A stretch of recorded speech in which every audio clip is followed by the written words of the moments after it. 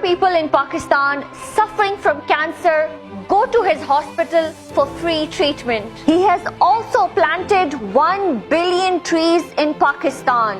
Who is he and why did he do this?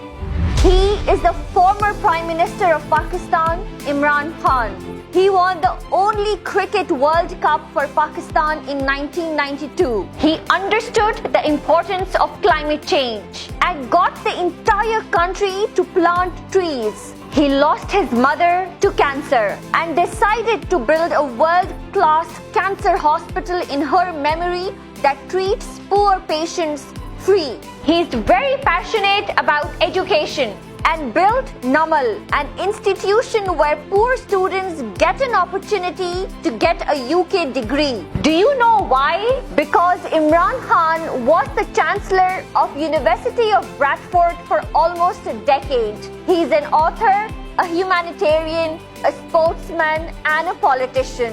Imran Khan's story gives us a message that if Pakistanis set their heart on something, nothing is impossible.